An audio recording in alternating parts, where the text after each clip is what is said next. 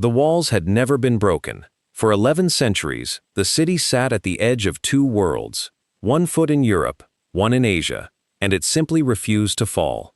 Armies had come from the desert, from the steppes, from the sea. Avars, Persians, Arabs, Bulgars, Rus. Each time, the great iron chain was stretched across the Golden Horn. Each time, the Theodosian walls rose 40 feet above the terror massed below. Each time, Constantinople survived. The city had become, in the minds of those who lived within it, something beyond a city. It was a proof, a living argument that civilization, once built high enough, could not be undone. On the evening of May 28, 1453, Emperor Constantine XI Palaiologos walked through the Hagia Sophia for what he understood to be the last time. He knelt before the altar. He wept. He asked forgiveness of everyone he had wronged, and he kissed their hands, his ministers, his soldiers, even his enemies at court. Then he rode to the walls. He would not come back from them. To understand what was lost on May 29, 1453, you have to understand what had been built, and how long it had taken. Constantine I founded this city in 330 AD, driving a ceremonial spear into the ground at a triangular promontory where the Bosphorus meets the Sea of Marmara, declaring it Nova Roma, the New Rome. He understood exactly what the geography meant. Whoever controlled that narrow strait controlled the passage between continents. Grain from the Black Sea flowed through here. Armies moving from Asia into Europe had to cross here. The city was the bottleneck of the known world, and he intended to put a lock on it. Over 11 centuries, that bottleneck became an empire. At its height, Byzantium stretched from the Pillars of Hercules to the Euphrates, from the Danube to the Sahara. Its capital reached a population of perhaps 500,000, a figure that dwarfs every contemporary European city, in an era when even a town of 10,000 was considered remarkable. Its libraries contained texts that no longer existed anywhere else in the world. Aristotle, Archimedes, Ptolemy, Dioscorides, works of medicine, astronomy, mathematics, philosophy, not copies, but originals, or the oldest surviving copies of originals. The Hagia Sophia, completed in 537 AD, enclosed a dome wider than St. Peter's Basilica in Rome, a full 1,000 years before St. Peter's was built. When ambassadors from the Kievan Rus first entered it in 987, they sent back a report saying they could not determine whether they were on earth or in heaven, and this was why they had converted to Christianity. By 1453, the empire was almost nothing. The city itself, a few Aegean islands, a scattering of ports. The population had collapsed to perhaps 50,000, 1/10 of what it once was. Emperor Constantine XI commanded a garrison of roughly 7,000 soldiers to defend 14 miles of wall against an Ottoman army that contemporary sources placed anywhere between 80,000 and 200,000 men. This was not a military problem. It was a mathematical verdict. But the walls had held at worse odds before. 7,000 against 100,000 was not, by Byzantine standards, an extraordinary ratio. What was different this time was something the Byzantines had no category for, a weapon that did not yet exist when the walls were built. There is a name attached to that weapon, and we will come back to it, because the man who built it first knocked on Constantinople's door. The fracture did not begin with the Ottomans. It began in 1204, and it was inflicted by men who called themselves Christian brothers. The Fourth Crusade was supposed to sail for Jerusalem. Instead, Venetian merchants who had bankrolled the expedition and expected repayment in full redirected it. The Crusaders needed money. Constantinople had money. The arithmetic required no further steps. In April of 1204, the armies of the Cross breached the sea walls of the most Christian city in the world, and for 3 days, they did what armies do when restraint has been officially suspended. They burned the libraries. They stripped the altars. They melted sacred relics into coin. The great bronze horses of St. Mark, 4 statues that still stand in Venice today, in a city that has never fully acknowledged what they cost, were torn from the hippodrome and shipped west as trophies. The Byzantine Empire never fully recovered. It was restored in 1261 by Michael VA Palaiologos, but the Constantinople that came back was a shadow architecture of the original. The walls were intact, the spirit was fractured. The treasury was bare, and critically, the relationship with Western Christendom was now something other than an alliance.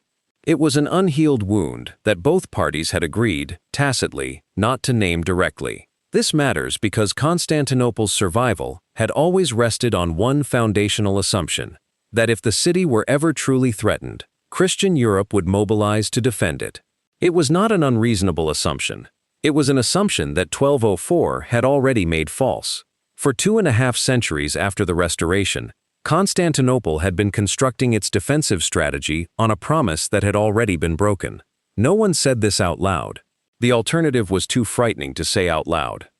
Lucas Notaras was the megas due, the Grand Admiral, of the Byzantine fleet, which by 1453 consisted of approximately 26 ships. He understood the military situation with the precision that comes from having to think about it every day. He is remembered for a sentence that has been quoted for 500 years, though rarely with the context that gives it its full weight. Better the turban of the Turk in the city than the tiara of the Pope. Historians have argued endlessly about what he intended: pragmatic geopolitics, cultural contempt for Rome, theological stubbornness. What they rarely pause on is the timing. He said it in the 1440s, a decade before the final siege, which means that one of the most senior military officials in Constantinople had already concluded, with enough certainty to say it publicly, that Western Christian help was not coming. He had done the calculation and reached a terminal answer. And then he continued doing his job, because what else was there to do? In 1437, Emperor John Diviae Palaiologos made a journey of extraordinary personal humility. He traveled to Florence, a Roman emperor traveling to negotiate with popes and Italian merchants, to arrange a union between the Eastern Orthodox and Western Catholic churches. The logic was direct. If Constantinople submitted to papal authority, the Pope would call a crusade, an army would materialize, the city would survive. John signed the Union of Florence in 1439. He returned home. The Orthodox clergy of Constantinople rejected it on theological grounds. The people of Constantinople rejected it on historical ones. The crusade materialized in the form of a modest Hungarian force that met the Ottomans at Varna in 1444 and was destroyed. After Varna, Western appetite for Byzantine survival essentially expired. John VI died in 1448, having spent the final years of his reign politically discredited at home and strategically abandoned abroad. The union had cost him everything. It had purchased nothing. The throne passed to his brother, Constantine XI, who inherited an empire the size of a large county and a diplomatic situation with no remaining moves. In 1451, a 21-year-old named Mehmed II became Sultan of the Ottoman Empire. Byzantine officials who had managed his father, Murad II, a measured and philosophically inclined ruler who had voluntarily abdicated the throne twice, assessed the son as manageable. A young man, inexperienced, they sent an envoy to Adrianople to confirm existing treaty arrangements. Mehmed received the delegation with formal courtesy. He offered all the necessary assurances. Then he began constructing a fortress on the European shore of the Bosphorus, directly across from an existing Ottoman fortress on the Asian shore. When the project was complete, no ship could pass between the two structures without Ottoman permission. Constantinople had been strangled without a single soldier approaching its walls. George Francis, the emperor's private secretary and closest friend, recorded Constantine's reaction when he first saw the construction underway. He wrote that the emperor walked to the shore and stood there for a long time without speaking. That was the entirety of what he wrote about it. And then there was the cannon. In 1452, a Hungarian engineer named Orban arrived in Constantinople and offered Constantine XI his services. He had designed a bronze cannon of unprecedented scale, capable of firing stone projectiles of extraordinary mass. He wanted to build it for Byzantium. Constantine could not pay him, or rather, could not pay him enough. The imperial treasury was not equal to the proposal. Orban departed for Adrianople. He presented the same offer to Mehmed, who paid him 4 times his asking price without negotiating, and ordered the largest version Orban believed physically achievable. When it was tested outside Adrianople, the detonation was heard at a distance of over 10 miles. The stone ball buried itself 6 feet into the ground. The Theodosian walls had been designed in 413 AD to withstand everything that existed in 413 AD. They had never been tested against a force that did not yet exist when they were built. On April 5, 1453, the Ottoman army arrived in full view of the city. Mehmed planted his imperial tent within sight of the gate of St. Romanos. The moment had a formal, almost theatrical quality. Both sides understood that what was beginning could only end one way. He dispatched envoys with a final offer. Surrender now, receive safe passage, depart in peace. Constantine convened his council. The deliberation did not last long. The garrison was 7,000. The walls were damaged in places and undermanned everywhere. Food stocks were sufficient for perhaps 2 months, possibly less.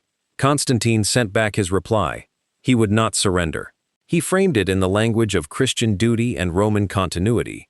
But the record of Francis suggests something beneath the formal language. The recognition that Constantinople was not simply a city being defended. It was the idea that the Eastern Roman Empire still existed. The moment he handed over the keys, the idea ceased to exist. And so he chose the only remaining option, to die in the place where the idea had been born. That decision, made in a room overlooking the Sea of Marmara, on a spring evening in 1453, was the last moment. The outcome was not fixed. After it, nothing changed direction. April 12th. Orban's cannon fired for the first time against the outer wall. The section it struck had stood for 1,018 years. It came down. The Byzantines worked through the night filling the gap. Rubble, timber, stretched hides, whatever held. The cannon fired again. It came down again. This became the structure of every day. The wall fell. The defenders rebuilt. The cannon waited. The wall fell again. The men filling gaps in the walls at night were the same men fighting from them during the day. There was no reserve force. There was no rotation. Sleep happened against the rubble, or not at all. April 22nd. Mehmed resolved the problem of the sea chain, the massive iron barrier across the mouth of the Golden Horn that had protected the harbor through every siege in Byzantine history, not by breaking it, but by rendering it irrelevant. He had engineers construct a wooden track greased with animal fat running from the Bosphorus over a hill and down into the Horn. Across that track, across a night, his crews dragged 70 warships. By morning, Ottoman galleys were already inside the protected harbor. The Greek historian Critavalos wrote of this moment. It seemed impossible, but it had happened. The harbor penetration forced Constantine to extend his garrison across additional miles of seawall. 7,000 men, 14 miles. The arithmetic finished itself in a single morning, May 26th. A Venetian ship attempted to break the Ottoman blockade, carrying news that no relief force was assembling in the west, that no fleet was coming, that no army was marching, that the promises made in chancelleries across Europe had resolved into nothing. The ship escaped the harbor. It carried the last communication that would leave the living city. May 28th. Constantine held a ceremony in the Hagia Sophia. Orthodox and Catholic clergy conducted the liturgy together, an act that under any other circumstance would have ignited theological war across the Eastern Church. No one protested. Everyone in that building understood that after tomorrow, the argument would not be necessary. The assault came before dawn on May 29th. The cannon had been firing for 53 days. Near the gate of St. Romanos, Ottoman forces found a small postern door called the Kirka Porta, a service entrance that had been left unlocked, impossibly, during the chaos of the night. Soldiers poured through. Within minutes, the cry spread along the walls. The city is taken! The city is taken! Constantine XI Palaiologos was last seen removing his imperial regalia, the purple cloak, the insignia of Rome, and charging forward into the oncoming mass with a sword in each hand. His body was never definitively identified. He was 58 years old. He had been emperor for 4 years. The Roman Empire, which had governed from that location continuously for over 1,000 years, ended approximately there, at a small unlocked door. What the inventory found when the killing stopped required no adjectives. Approximately 4,000 defenders died in the final assault. Between 30,000 and 50,000 civilians entered Ottoman captivity. The army had been promised 3 days of unrestricted plunder, and 3 days was precisely what it took to reduce the population to something manageable. The Hagia Sophia was converted for Friday prayers within 72 hours. Its mosaics were plastered over. Its bells were melted. Such libraries as still existed were pillaged. What survived traveled west with the scholars who had fled earlier, and historians now generally acknowledge that this forced migration of ancient manuscripts served as a direct accelerant of the Italian Renaissance, though the city that had preserved those texts for 11 centuries received no acknowledgement for it. The Byzantine Empire, continuous from the foundation of Constantinople in 330 AD, ceased to exist on May 29, 1453. Duration: 1,123 years. The last Roman emperor had no confirmed grave. The official history of Constantinople's fall rests on familiar foundations: an overwhelming army, a revolutionary weapon, an impossible numerical imbalance. All of this is accurate. None of it is sufficient. The city fell because the West performed a calculation. Venice held trading concessions from the Ottomans that were commercially equivalent to its Byzantine arrangements, in some categories more favorable. Genoa's colony at Galata, positioned directly across the Golden Horn from Constantinople, maintained formal neutrality throughout the siege, while individual Genoese volunteers quietly joined the Byzantine defense, because Genoa could not afford to antagonize either power officially. The Pope issued proclamations. Princes pledged support. No organized force of meaningful scale ever departed. Each Western government had done its own arithmetic, and each had reached the same result. A living Ottoman Constantinople was worth considerably more in trade than a dead Byzantine one was worth in conscience. Lucas Notaras, the admiral who had preferred the turban to the tiara, the man whose assessment of Western intention had been precisely correct, was captured when the city fell. Mehmed initially spared him. He was a man of value, administratively capable, someone who understood how the city worked. Then, days after the conquest, Mehmed had him executed, along with his sons. The reasons given vary across sources. What does not vary is the outcome. The man who had bet correctly against the West and survived long enough to be proven right did not survive being proven right. The mechanisms that ended Constantinople are not relics of a distant century. They are procedures, a military technology that rendered existing defenses obsolete, which the defenders could not afford to acquire for themselves, a defensive alliance that existed in formal language and evaporated under financial pressure, a governing class that understood the threat with considerable clarity and could not translate that understanding into coordinated action. A final warning, a cannon audible for 10 miles, that was answered by the people inside the walls, with a prayer service and a locked door left open. The walls had held for 1,000 years, and so everyone sheltering behind them had concluded, on the basis of that record, that the walls would continue to hold. This is not stupidity. It is the particular cognitive failure that can only be named accurately in retrospect. The belief that what has always worked will keep working, because working is all it has ever done. Somewhere, right now, there is a wall that has never been broken. The question is not whether someone is already building the cannon. The question is whether anyone inside the wall can hear it firing.